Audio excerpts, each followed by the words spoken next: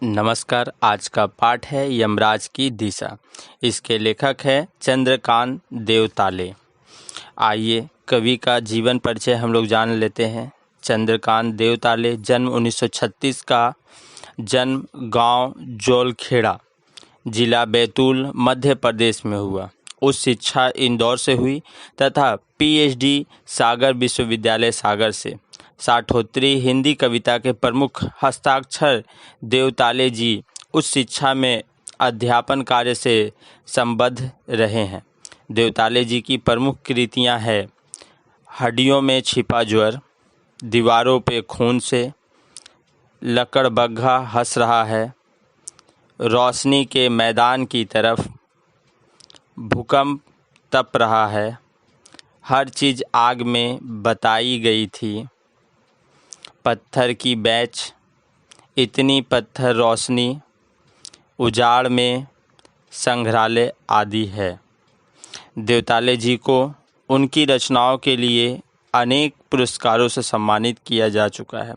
इनमें प्रमुख है माखनलाल चतुर्वेदी पुरस्कार, मध्य प्रदेश शासन का शिखर सम्मान है।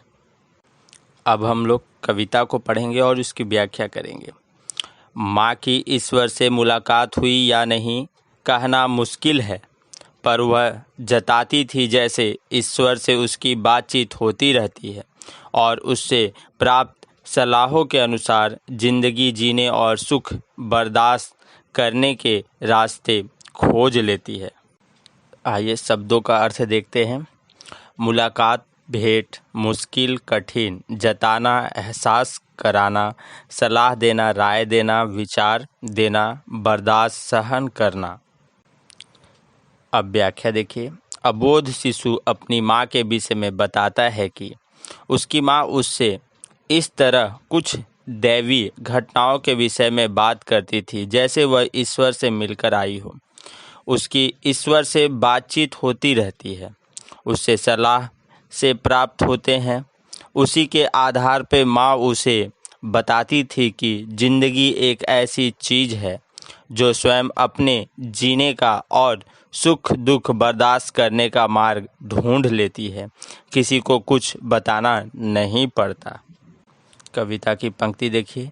माँ ने एक बार मुझसे कहा था दक्षिण मृत्यु की दिशा है और यमराज को क्रुद्ध करना बुद्धिमानी की बात नहीं। शब्दों का अर्थ देखिए। क्रुद्ध करना, गुस्सा दिलाना। बुद्धिमानी का अर्थ है ज्ञान की बातें या चालाकी, चतुराई। अब हम लोग व्याख्या देखेंगे। माँ ने कवि को समझाया था कि दक्षिण दिशा की ओर पैर रखकर सोने से यमराज नाराज होते हैं, क्योंकि उन्हें बताया गया कि दक्षिण में यमराज का घर है। यमराज को नाराज करने से बुद्धिमानी नहीं है। कवि के बाल मानस पर माँ की बातों का इतना गहरा असर पड़ा कि वे कभी भी दक्षिण की ओर पैर करके नहीं सोए। कविता की पंक्ति देखिए। तब मैं छोटा था और मैंने यमराज के घर का पता पूछा था। उसने बताया था तुम जहाँ भी हो वहाँ से हमेशा दक्षिण में। यमराज का अर्थ है मृत्यु का देवता, पता का अर्थ है ठिकाना। अब व्याख्या देखिए। जब माँ दक्षिण दिशा की बात करती थी उन दिनों चंद्रकांत देवताले छोटे थे। उसने माँ से यमराज के घर का पता पूछा। माँ ने बताया तुम जहाँ भी रहोगे वहाँ से जो दक्षिण दिशा होगी वही यमराज का घर होगा। कविता की पंक्ति देखिए। दक्षिण दिशा में पैर करके मैं कभी नहीं सोया और इससे इतना फ़ायदा ज़रूर हुआ, दक्षिण दिशा पहचानने में मुझे कभी मुश्किल का सामना नहीं करना पड़ा। शब्दों का अर्थ देखिए। समझाइश का अर्थ है समझाने की कोशिश, फ़ायदा का अर्थ है लाभ, ज़रूर का अर्थ है अवश्य, मुश्किल का अर्थ है कठिनाई, सामना करना का अर्थ है मुठभेड़ करना। अब व्याख्या देखिए। उन्हें माँ के समझाने के बाद मेरे मन में माँ की बातें इस तरह गहरे जाकर बैठ गई जिससे वे कभी भी दक्षिण की ओर पैर करके नहीं सोए। इसका इतना लाभ तो जरूर मिला कि उन्हें दक्षिण दिशा का ज्ञान हो गया। उन्हें कभी भी दक्षिण दिशा पहचानने में मुश्किल का सामना नहीं करना पड़ा। कविता की पंक्ति देखिए। मैं दक्षिण में दूर दूर तक गया और मुझे हमेशा माँ याद आई। दक्षिण को लांघ लेना संभव नहीं था, होता छोर तक पहुँच पाना तो यमराज का घर देख लेता। शब्दों का अर्थ देखिए। छोर का अर्थ है किनारा, लांघ का अर्थ है पार करना, संभव का अर्थ है पूर्ण होने वाले कार्य। व्याख्या देखिए। माँ के बताए अनुसार दक्षिण में यमराज का घर है। बड़े होकर यमराज के घर तक पहुँचने के लिए कवि ने दक्षिण दिशा में दूर दूर तक यात्राएं की। दक्षिण दिशा को पार कर अंतिम छोर तक पहुँच यमराज का घर देखना चाहता था। दक्षिण को लांघ पाना उनसे संभव नहीं हो सका। इस पूरी यात्रा में मुझे माँ की याद आती रहती थी। कविता की पंक्ति देखिए। पर आज जिधर भी पैर करके सो वही दक्षिण दिशा हो जाती है।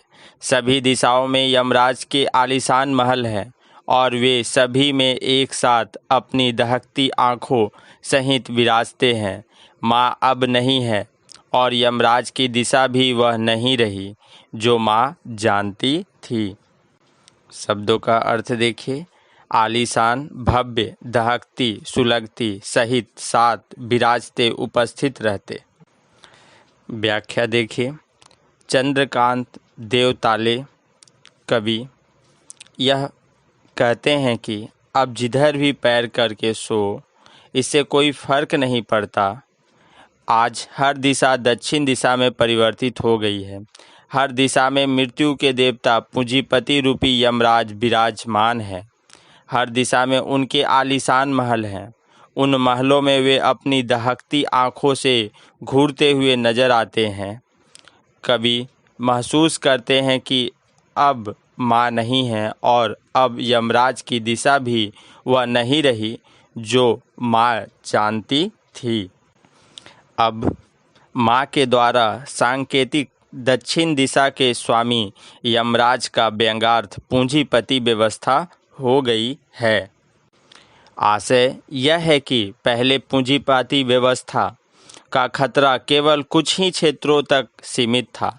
आज उसका प्रभाव सब और फैल चुका है। मनुष्य जिस भी दिशा में बढ़ता है वहाँ शोषण की शक्तियाँ उसे निगलने लगती हैं। वे शक्तियाँ आज बहुत प्रभावशाली हो चुकी हैं।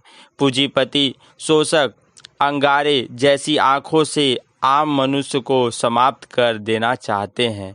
सचमुच शोषण व्यवस्था का विस्तार माँ के ज़माने से बहुत अधिक हो चुका है। धन्यवाद। इस चैनल को लाइक और सब्सक्राइब करें, जिससे आपके साथ साथ आप ही की तरह के छात्रों की मदद हो सके। साथ ही साथ लाल घंटी को भी दबा दें, जिससे हमारी मेहनत आप तक सबसे पहले